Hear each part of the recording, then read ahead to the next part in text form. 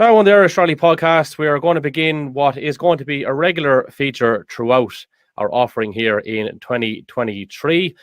We do focus a lot, I suppose, on the top end of the field. We've always endeavoured to give everyone a fair crack, but we're going to make a special effort this year to continue that and to improve on it even more.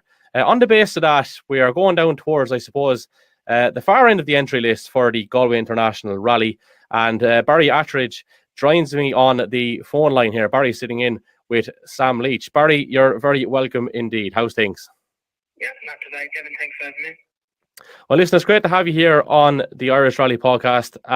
Your story is, I suppose, quite different to many people who get involved in rallying. You're somewhat of a late bloomer. So talk us through that process. Yeah, so I only started navigating 12 months ago.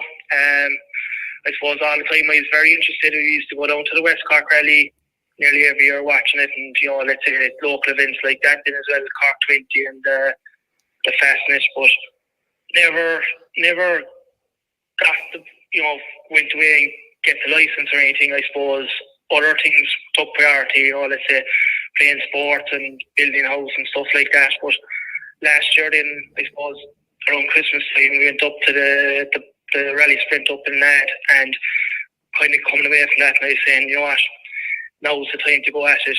And I went away, put Nad up in Dundee, saying, look, anyone interested for a co-driver? And I reached out into, let's say, a few people in different clubs that events were coming up to see if they had know of any driver looking for a navigator. And I suppose lucky enough,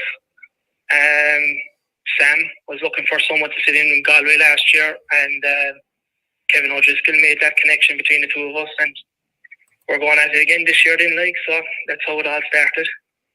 Very good. And if you don't mind me asking, Barry, what age are you? I'm 33.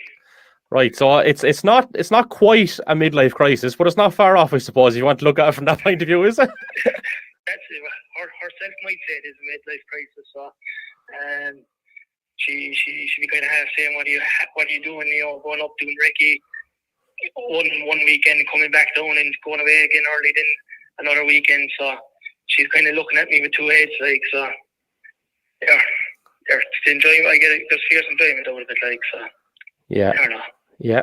And I suppose in relation to your endeavour so far, just having a little peek back at the records and stuff, it was quite a baptism of fire, and seems like quite a successful one as well. So talk us through this time 12 months ago, roughly, when you're gearing up for a Galway.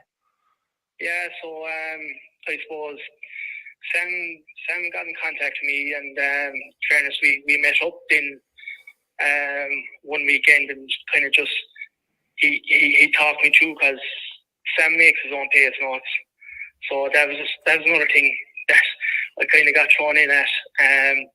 There's a bit of that learning, so we said, right, we'll make a plan. We headed for Galway probably this day 12 months ago, and I remember we lined up to the first stage, and like the blank book in front of me, and next thing we kind of went maybe a mile down the road and had to stop him and say, look, we have to repeat all this again. Just trying to mark things down and the whole lot, and but in fairness, by the end of the day, we were in the swing of it, and just because look, there's a lot in it, like just trying to be able to understand what to write down, and make letters shorter and stuff like that. It's similar to what you get in the let's say Killian's pace notes and stuff like that. So we did a recce on the weekend before the rally, and then we went back up again the Friday just before it, went back over the stages once more,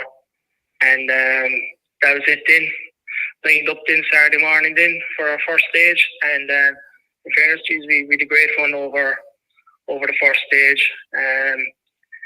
Next two then, if I can remember, were cancelled, back into service. Had another run over the first stage of the next loop, and then we broke a drive shaft in on the next stage, and that was it for the day. But got back out again on Sunday, and we did fairly good run on Sunday, and brought the car home and finished first in class then as well. So can't complain for a first rally. What was going through your head, Barry, when you left Park Ferme that morning and you headed out to the start line, and subsequently it's 5, 4, 3, 2, 1? Given the fact that it's your first event, like, despite the fact that I suppose you're 32 at the time, you have the head screwed on, you've got to have been nervous. And maybe some people make the counter argument that if you were 17 or 18, you mightn't have been half as nervous. But what was actually going through your head? Oh, no, definitely was nervous. I suppose, look, I was kind of a bit fearful, let's say reading the road book, making sure like that I didn't get us lost going to the stage, first of all. And then when we were lining up to the stage, I was kind of flicking through the notes and then kind of half fearful, right? Am I going to be reading them out fast enough for him? Am I going to skip a page? Are we going to get lost? And, and all this. But the minute we took off, that kind of went, and you're just concentrating straight away, and all that thought kind of goes out of your head. And you know what, it leaves, and you're in the flow then for whatever 7 or 8 minutes that you are going down the stage for. So, yeah, and like, if you look at it, then you have Galway under the belt. A couple of weeks later, you're back out in Killarney Forestry. And you ended up doing a number of events with a number of different people. So I suppose that's a sign of two things. One, you're good enough. Number two, people saw the value in what you do, despite the, I suppose, lack of experience maybe people might perceive it by, or perceive it as, rather.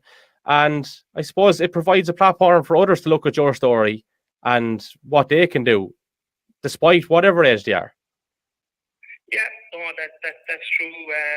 Because look, like as I said, I had the ad up saying, look, I was available to do events, and in fairness, look, I did get a lot of phone calls, and a lot, most people were looking for experienced co-drivers, which, look, I didn't have it at the time.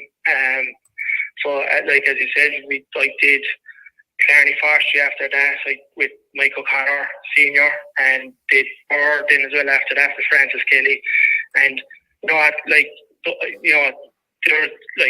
you learn as you go, and I think by afterwards, you learn a lot, and it all sense. Yeah, obviously sat in with Sam again to do the legs, and then with Mike Junior, then we did the Moonraker and the Cork Forestry, and the rally sprint there now as well at Christmas. So no, there's a lot in it there, like, and they're in fairness, like, they all seem to be quite happy with it. That there's no issue with it, with what I was doing. Also, I suppose what I could put it down to is, like, Killian Duffy there has the co-driver program that you can download off him. And in fairness, I went through that there before I ever went to Galway, and that stood to me. In fairness, and that, like, they go through the road book, setting up for pace notes, marking up stuff, having been well prepared before an event and the whole lot. So, there's a lot in it, like, so. All these things are important, and in fairness, I purchased that same course, and it was quite useful. I actually still have a few modules to do, but definitely quite useful indeed. I suppose then, in terms of what your expectations were beforehand, how do they now meet reality? Is it exactly what you thought it would be? You're back for a second year. You must be quite happy with the whole thing. You must be enjoying it. But what is the realities of it, and what are the pros and cons now that you have that season under the belt? I suppose, look, I suppose what I wanted to do was go out, finish, and see how we go. We've done that, and look, we've kind of finished in a few good places in classes as well, and there's a bit of hunger there now as well to go out and do the same. Like, we're kind of maybe with Sam, we're kind of half thinking of maybe doing a couple of rounds of sudden four, and what we could do there then is, let's say, contest for a class win overall, and we're kind of looking at that. same as well with Mike for the forestry. We're kind of, going for 2-wheel drive there on that, like, and he's, we're looking to register for championship and that and all that, so, to be a bit of fighting it, like, so. Mm-hmm. Well, listen, Barry, great to chat to you. I think your story is remarkable. As we said, the platform is there now for people of any ages to know, look, you can go and get involved, even if it is, put up in Dundee was actually a really good idea, and everybody picked up on that.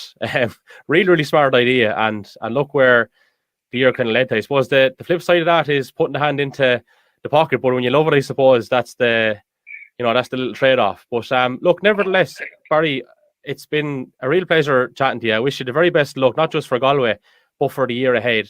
And we'll keep in touch. Thanks for coming on, all right? And thanks, Kevin. Just before I go, I'd just like to thank Greg as well, Greg Shinners.